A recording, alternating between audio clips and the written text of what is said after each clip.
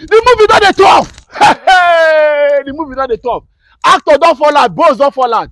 Maybe they know who we be. Maybe they know who we be. See, I said it the last time that show me your friends and I'll show you who are. I have a personal problem with Olusegun Obasanjo, but one of the things they cannot take away from me is that he brought technocrats to running government with him. And that's why we had debt relief and a lot of other benefits. See, Peter Obi's government has technocrats on the ground. Too many technocrats. God. Come and listen to Professor Pat Utomi now. Listen to him. See, open your mind and watch this interview of Professor Pat Utomi, one of the finest Nigerians ever. Clean gentleman with brains, with sharp mind, and with the ability to recognize that the current political situation of this country has failed us. In this interview, Seyi Okinbaloye bow to this man to say, God, you are good. See, not be just to get professor for your camp, your professor gets sense. See, one of the things that I'm trusting Peter Obi's government for is that we have people who can call him to order. Smart, clean, intelligent people with character and reputation that can say, no, sir, we cannot allow this. Not the government, when we say you will put person, yes and yes, everybody, yes, sir, yes, sir, yes, sir, yes, sir. Look at what's happening. Oh, thank God for Peter Obi. Thank God for Labour Party. Thank God for the Dutch Force. If you are an obedient movement, you believe in the new Nigeria, share this video. This video will teach them a lesson. He spoke about structure, spoke about control of production, spoke about the relevance of I don't even talk. Watch this video, share it, let it go viral. That we have got it. We have gotten it. We have gotten it. Peter Obi is not just coming, he's coming with men to change the course of this country. See, politicians with ideology, I don't feel talk this thing. We do get, many of these guys are just opportunists. They got the political space because of very, very circumstantial things, situations. But look at Utomi with character, with ideology. Look at him speaking from his own mind of what he believes that Peter Obi is coming to do, what he thought us is doing in our political space. Chelsea, watch the video and share the video. Oh, the movie done the top. Yeah. I'm being joined by one man who stepped down for Peter Obi in the Labour Party, Professor Pat Utomi. He joins us live in our Abuja studio. Thank you so much, Prof, for joining us. A great pleasure to be with you. How do you feel? The man you stepped down for now has gotten a lot of steam behind him.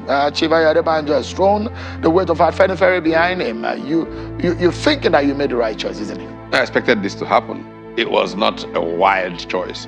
It was a deliberate thing. Just think of my politics. Look at Nigerian history and look at how I've played. First, ethnicity has mattered very little in my politics.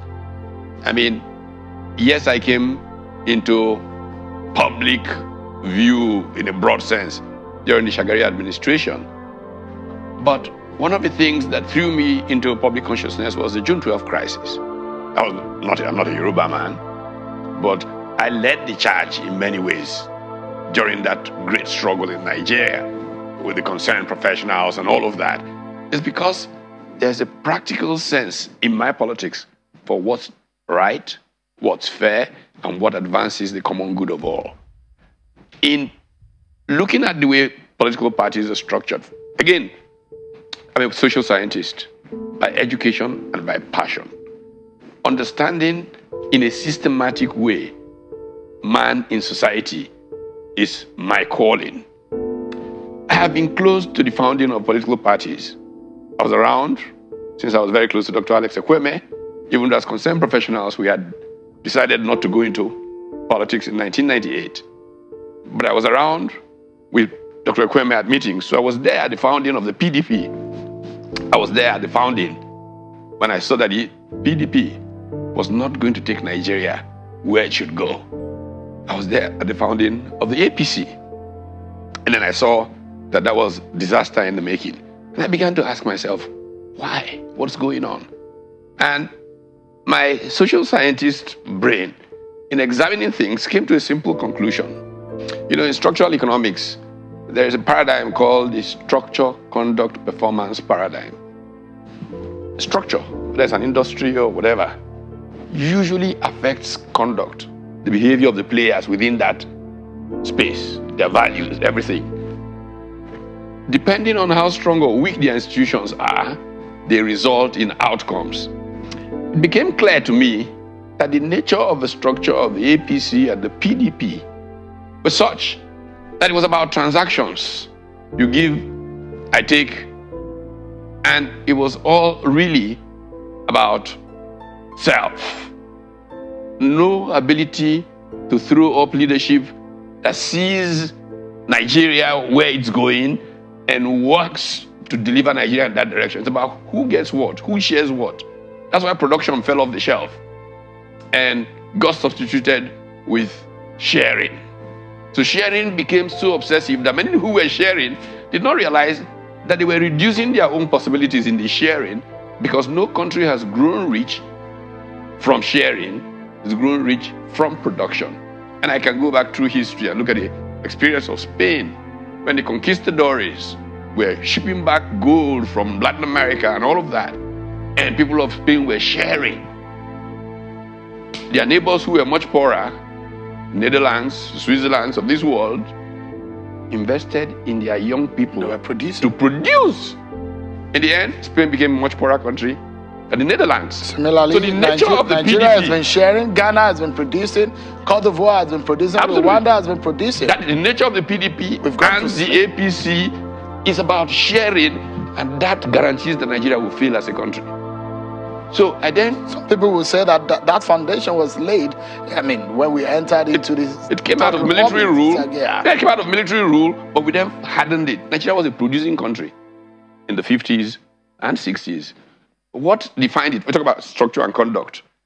The structure of Nigeria's federal arrangement in the 50s and early 60s led to conduct, which the American political scientists Robert Melton and Howard Wolpe essentially referred to as a state of national ethnic communities struggling for who will most bring progress to their people. This kind of competitive communalism, as they called it, led to growth spots. So Chobafemi Olo starts an industrial estate in Ikeja. Boom, Okpara follows with Aba and Port Harcourt and Trans-Hamadi. The Sadauna follows with Kakuri in Kaduna. That kind of competitive spirit drove the ascendancy of production. When military rule came, soldiers, oil came together, it led to a new culture of transactions of my share, which Richard Joseph calls bureaucratic prebendalism. Constitution became just the way, production fell off this thing. So by the time we got to the new civilian regime of 99, it was a strong part of culture. I was clear in my head that the only way we could make progress is to break this, to disrupt. That's why I began to work on this idea of a third force. All right. Now, the third force, the big tent, and the idea of shadow cabinet, these are some of the things that you and your friends have been working on. But it looks like it's culminating in the Peter Obi and the obedient revolution. Now, is it a revolution? It's a revolution. Okay. I mean, if you call it that, I mean, I see it as a rave right now. Whether or not how much of a revolution it is, will be tested at the poll. The question people will ask is, we see this more on the lips of, or hear it more on the lips of the elites and the middle class and the upper class on social media. How much of the structure on the ground, because that is what matters. The question is that, Professor Utomi, how much of the structure does the Labour Party has, or your friends? Super structure. Much better than the structures, quote unquote, that the APC and PDP have. You see, the media creates these stereotypes. What is structure? Here is structure for you. The Labour Party, as it currently is built around the labor movement and a college of civil society organizations. What is the labor movement? The Nigeria Labour Congress and TUC have in every state of the federation political commissions. I had the privilege of speaking about 3 months ago in Abuja here to the 36 political commissions of the NLC. If there is structure in Nigeria, that is structure. It has going for it several organizations that have been built essentially all the way to the grassroots. Why people say structure matters is because Nigerian elections are usually based on rigging, and if you don't have a lot of money, which is usually taken from the treasury, and these are people who are committing serious crimes, and Nigeria is allowed to get away with it, take public money, to run political parties. But anyway, let's leave that aside for now. The people who then come from being funded from the treasury are present. The small parties don't have anybody, but that has changed.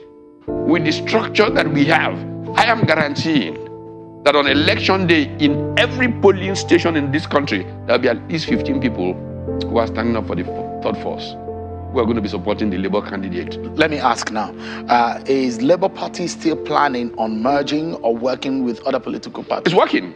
It's working with other political parties. Like what party? Because of several political parties, you know. Because I see that other political parties have their own presidential candidates. They're expected to have. So, I mean, what form and what shape are you working together? I mean, people know that their candidates will not make much of an impact. They are part of a collective. We are talking about a college of leaders led by the Labour candidate.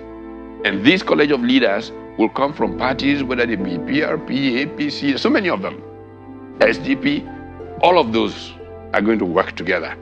I can assure you. I mean, in what manner? Because I'm trying to ask practical questions now. So you are trying to convince me that there is a structure of, using the Labour Union and the members of the Labour across the country, using faith organizations, Christian and Muslim, all these are structured. Those will be tested because the major political parties over the years have built practical political presence. No, they've built rent networks of people who are bribed from government treasury. They win elections. Those people do live in Nigeria, and they know that the parties have made a mess of Nigeria. I'm asking this question on behalf of some of your supporters, and those who are not supporting you, who are wondering how you want to play that game or how you want to win election in the first place. What gives you the confidence that the Labour Party or Peter Obi can win election? Let me tell you what gives me the confidence. Election. First of all, APC and PDP have brought Nigeria down to base. Nigeria technically is bankrupt. Next year, all the borrowings will not help it. It won't be able to pay due amortization on the debts it's gotten into. Secondly, and by the way, the only thing that will get this out is a new confidence in Nigeria that will lead to new investments and the kind of resources that will lead to our beginning to grow again. And the world out there is not ready to give Nigeria a line on the kinds of leadership that we have currently. It'll be looking for something new. So the only hope we have of turning this around is a new kind of leadership that's focused on production, that's focused on the people, because the current transaction arrangement that we have of trading off, you get this ministry, you get that ministry. Totally incompetent people go into ministries because they've traded off positions. So what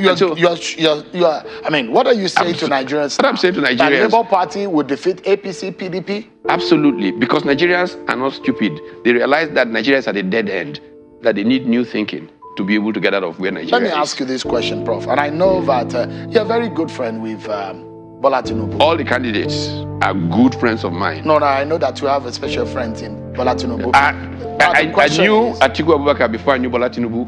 Since 1982, I wrote the feasibility for Atiku Abubakar's farm, the loan in 1983. So I know all the candidates well, including Senator Kwankwaso. So they're all friends of mine. Great. Now, what matters here is the future of Nigeria. Now the question